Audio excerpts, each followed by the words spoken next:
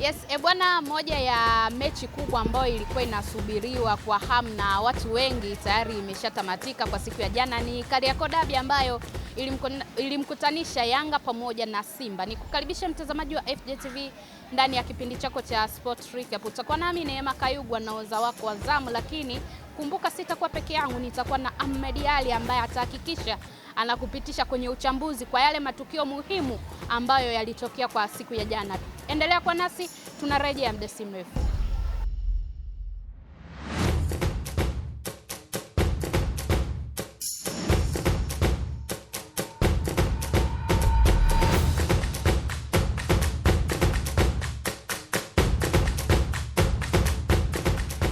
Mtazamaji wa FJTV, tayari Ahmed Ali yuko hapa kwa ajili ya kukujuza yale yote ya kimichezo, hasa katika mchezo ambao ulitamatika kwa siku ya jana dhidi ya Yanga pamoja na Simba ambao alikutana visiwani Zanzibar kuupiga Kariakoo Derby. Mchezo unao ukatamatika kwa Yanga na Simba kutofungana kwa bao lolote. Kwa maana hiyo, katika mchezo ule hakukuwa na mbabe yote ambaye aliondoka na alama yote, japokuwa waliondoka na alama moja moja ambao ni moja ya sheria katika tuseme sheria za mpira au ni kivipi? Hii ambayo alichagua kwamba timu zisipofungana zikitoka sare yoyote ambaye hakutapatikana mshindi wachukue alama moja moja. Kwa nini kila mtu asichukue alama yoyote? Hiyo ni sheria hivyo katika mpira wa miguu, kwa ni miongoni mwa sheria 17, kuna kanuni zake ndani za mchezo. Ndio nakutana hivyo vipengele kwamba endapo timu itakutana itatoa sare, wote wataondoka na alama moja moja. Na hiyo sheria pia inabadilika kulingana na michuano halisia. Ndio maana hata ukiona yani kuna baadhi ya michuano mingine panakuwa na vipengele fulani vinaongezwa ndani ya alama moja moja. Kija kuangalia labda michuano labda ya AFCON tuashumu au ya CAF, ile unakuta vilabu mataifa mbalimbali yanakutana. Kwa unakuta yule labda alikuwepo nyumbani pia anakuwa na advantage. Yani hata kama ametoa sare, lakini labda tuashumu sare ni ya goli moja moja. Umeona? Kwa yule mwenye wa nyumbani anakuwa labda alifunga ule mchezo. Kwa yule mgeni kama alipata matokeo ugenini, tunasemaga pia anakuwa na advantage ya goli zaidi. Umeona? Kwa hiyo tunakuja kuangalia sheria za badilika kulingana na michuano, lakini upande wa pointi zinakuwa ni zile pointi moja ni moja katika mchezo. Bwana, tuanze sasa kuangazia mchezo ambao ulimkutanisha Yanga pamoja na Simba, ukamalizika kwa mchezo huo wawili hao kuto kufungana. Watu wengi wameongea maneno mengi kwamba labda watu hawakutarajia viwango vya timu zote hizi mbili, kwa maana Yanga watu walitarajia wawe na kiwango bora zaidi kuliko kile ambacho walicheza katika mechi 6 mfululizo ambazo kamfunga mpinzani, lakini pia wengi wao pia walitarajia kwamba Simba watakuja wakiwa hawana cha kupoteza, lakini mambo yamekuja kuwa tofauti. Simba amekuja kuonesha ubora mkubwa sana, lakini aina ya wachezaji na performance. Nakumbuka kipindi kilichopita ulinitajia watu wa kuchungwa kwenye kikosi cha Simba. Mmoja ukamgusa Libase Gueye, Chama pamoja na Morris Abraham ambao hakupata nafasi ya kuanza. Uliona nini ndani ya Chama na Libase Gueye ndani ya kikosi cha Simba? Yaani kwa sababu ya kuzungumzia Chama na Libase Gueye ndio wachezaji ambao sasa hivi wanaiendesha timu. Umenielewa? Licha kuja kuwazungumzia kina Alassane Kante, kina Anse Toura, lakini wachezaji ambao ukija kuangalia wote au kina Alassane Kante na kina Anse Toura na wengineo wote ni wachezaji bora. Lakini kuja kuzungumzia Chama na Gueye ni wachezaji ambao wenye uwezo wa kufanya maamuzi yaliyo sahihi zaidi. Katika 100% ya maamuzi, 75% wanaweza kuzifanya sahihi zaidi kuliko 25% za kukosea. Ila baadhi ya wachezaji wengi huwa wanakuwa 50-50, 50 kwa 50, 50 za kupatia, 50 za kukosea. Lakini ukija kuzungumzia Chama ni mchezaji ambaye akipoteza mpira imetokea sana. Kwa katika mipira 10 unakuta 3 ndio amepoteza au 2. Kuna ni mchezaji mwenye advantage kubwa kwa uwanjani. Ukija kuzungumzia kama kina Kagoma ni wale wachezaji ambao wanakupa kitu katika eneo la ukabaji, lakini katika eneo la kupossess mpira kufanya maamuzi sahihi huwa ni mara chache sana ukizungumza mtu kama Kagoma. Kuna maana nizungumzia masuala kama Libase Gueye, kwa ni mchezaji ambaye anajua nini afanye katika eneo gani na sehemu gani. Ndio maana hata ukiona jana yani amecheza, ameonyesha kile kitu anacho, ila isiokuwa bahati tu ndio hakubahatika kupata goli, lakini amefanya kila kitu kama namba yake inavyosema, na mchezaji ametumikia timu hana deni kwa mchezo wa jana. Sawa, tuhamie kwa wapinzani wao ambao ni klabu ya Yanga, walikuwa wenyeji wa mchezo huu. Niseme kukosekana kwa Pacome Zouzoua na baadhi ya wachezaji ndani ya siku ya jana ama katika mchezo wa jana ndo kuliko waathiri Yanga kuto kupata matokeo mazuri mbele ya mpinzani wao Simba, ama Simba walijua namna ya kucheza na Yanga ambao ni bora kwa msimu. Kwanza kabisa kitu ambacho labda niseme ambacho kimepelekea Yanga jana kucheza mpira ambao ni wa slow ball ambao of course kukosekana kwa baadhi ya wachezaji akiwemo Pacome. Kama nilivyokuambia kipindi kilichopita, Pacome ndio catalyst wa timu ya Yanga. Yaani mtu akatae akubali, lakini no Pacome no better result for club ya Yanga. Yaani Pacome ndio mpishi mkuu, ndio anaamua sisi timu icheze. Yaani hata kwa sababu ni ule mchezaji mwenye uwezo, hata kama timu ina delay performance yake binafsi anaweza akachezesha timu na akafanya maamuzi sehemu ambayo uitarajii. Yule ndio Pacome. Kwa kukosekana katika na hata ukirejelea baadhi ya dabi anazokutana na Simba, Woga ndio mchezaji miongoni mwa wachezaji wanaosumbua Simba ni Pacome. Kwa kukosekana kwake basi imepelekea pia pengo kubwa sana kwa klabu ya Yanga.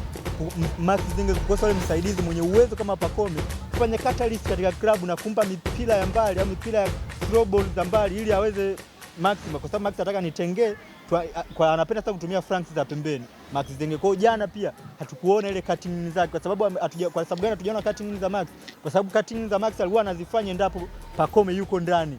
Kwa Waga anampa ana cut in, anaingia kwenye box, anampa pass Pacome, afu Max yule anatoka nje ya box, anagojea pass itakotoka kwa Pacome aweze kufanya tukio la hatari katika klabu ya timu pinzani. Lakini jana hiyo movement hatujaziona kwa sababu Max alikuwa yeye ndiye anafanya cutting, yeye huyo atoke achukue mpira tena aje nao pembeni, na huo muda Simba hawakuruhusu kwa hapa hicho kitu Yanga. Ndio maana ukija kuona Simba aliingia na high pressing, wanakabia juu, yani walikuwa wako tayari mpira ukipotea mchezaji acheze faulo. Ndio maana ukiona jana Innocent Lemba amecheza sana faulo. Kwa sababu gani? Ball control yake pia haikuwa nzuri kwa siku ya jana. Alicheza vizuri, lakini ukija kuangalia katika ile mipira anaopewa hususan ile ball zilikuwa control yake kidogo ilikuwa inaenda mita moja, nusu mita, kwa hiyo inapelekea kama atapoteza ile mpira lazima atacheza madhambi. Ndio maana ukiona maamuzi amemuonya sana. Ukija kuangalia ile faulo mchezaji Dickson Job ilikuwa ni faulo ya kawaida, lakini imepelekea Job anatoka nje. Ilikuwa ni wamekutana kawaida, lakini miili unavyojua unaweza kugusa kawaida lakini ukaumia zaidi. Kwa hiyo pia kuna ni Simba jana ilicheza teamwork. Uwe mshambuliaji, uwe kiungo, uwe nani, wote katika majukumu ya kushambulia tunashambulia, katika majukumu ya kukaba tunakaba. Ile ndio maana halisi ya 4-3-3. Sawa, tuje kwenye tukio ambalo liliwaacha watu wengi na maswali mpaka sasa hivi. Utakayemgusa yote ataliongelea tukio la goli la Selemani Mwalimu. Mimi naamini hili ilikuwa ni goli kwa sababu alifunga likaingia nyavuni. Ila kuna zile changamoto ambazo zilitokea, wengi wanamuongelea sana muamuzi wa Kibendera wa kwanza kwa maamuzi ambayo ameyafanya. Kwako wewe, ni kweli Selemani Mwalimu alikuwa ni offside ama kuna mambo ambayo yalifanyika ambayo tuseme kama muamuzi aliteleza katika changamoto ya kazi yake? Kwanza kabisa katika mpira wa miguu offside ni sehemu ya mchezo. Ya kukaa katika sehemu ya offside sio dhambi, ila ni dhambi kujihusisha na ufungaji wa goli ukiwa katika sehemu ya offside. Ile Selemani Mwalimu alilifahamu hilo. Kwa hiyo maana ukija kuona ule mpira ukiwa unapigwa before haujapigwa, basi bila akiwa na ule mpira mguuni, Selemani Mwalimu alikuwa sehemu ya offside. Akarudi kabla cross hajapigwa, backline za Yanga zikaenda kuua offside, akaja mgongoni kwa mtu, Libasege akatoa ile aerial ball, Selemani Mwalimu ana dribble ule mpira tayari akatoka eneo ambalo lilikuwa salama, akapiga ile dribble akaja ikafanya rebounding akashinda lile goli. Na ndio maana hata wachezaji wa Yanga walivyoenda kumzonga Mwalimu hawakumzonga kwa lengo kwamba ilikuwa ni offside, kwa sababu alijua offside ilishavunjwa. Ila ukija kumwangalia hata goalkeeping wa Yanga alienda kumzonga Mwalimu kusema kwamba Mwalimu alishika. Lakini ukija kuangalia katika picha za marejeo tulibahatika kuona baadhi ya vyombo mbalimbali na wachambuzi wengine walikuwa wanazungumzia ile goli kiundani kabisa. Kwa hiyo ukiona kabisa ilikuwa before alikuwa kweli offside, akaja akafanya hiding, akajificha kwa mabeki katika backlines za Yanga, akaja ile boli ikapigwa juu, akaenda akapiga header, akafanya rebounding, akashinda. Kwa hiyo direct wachezaji wakaenda wakamforce muamuzi kwamba amefanyaje, ameshika, lakini the end of days maamuzi alionyesha bendera kama ni nini, ni offside. Kwa hiyo ilikuwa ni maamuzi mawili, kwa wote walikutegemea au maamuzi. Kwa hiyo wachezaji wa Yanga walienda kumforce maamuzi kwamba ameshika, maamuzi akasema ni offside. Lakini ukija kuangalia hatimaye ile goal kija kulichambua kiundani zaidi, japokuwa kwa sehemu offside sio dhambi, amejihusisha ndio, lakini muda anakuja kujihusisha mara ya pili tayari alikuwa ameshatoka katika hiding area, analishavunja offside, backline zilisharudi katika upande wake, akatoka nyuma beki, mpira unampita, anakuja kufanya aerial ball scoring, mwisho wa siku rebound inatokea, anashinda lile goli.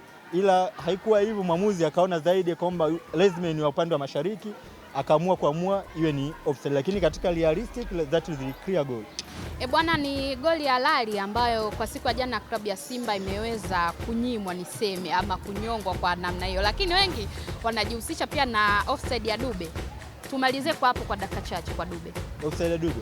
Ile pia haikuwa offside. Haikuwa offside. Yeah. Kwa means kwamba hiyo jana kuna baadhi ya maamuzi kwa upande wa waamuzi waliochezesha kwa mchezo wa siku ya jana waliweza kujichanganya. Bwana, yapo mengi ambayo tulihitaji kukufahamisha mtazamaji wa FJ TV, lakini pia ningependa kidogo uniongelee kiwango cha Kibabage.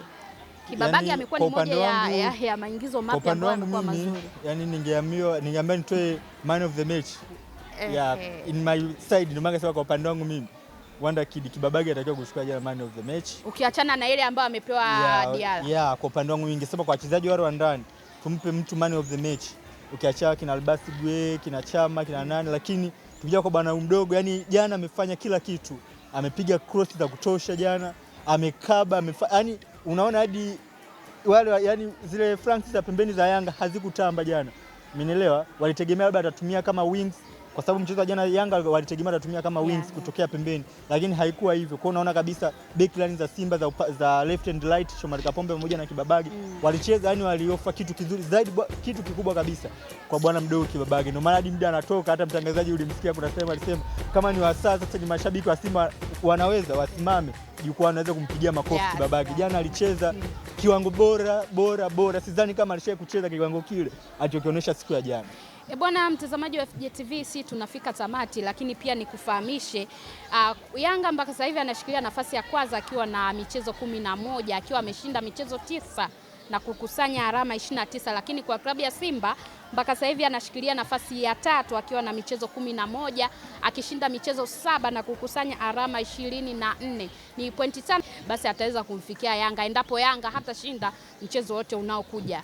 Si tunafika tamati, ulikuwa nami Neema Kayugwa, lakini pia nilikuwa na Ahmad Ali ambaye amekupitisha kwenye uchambuzi zaidi. Endelea kufuatilia FJ TV kwa vipindi vinavyoendelea.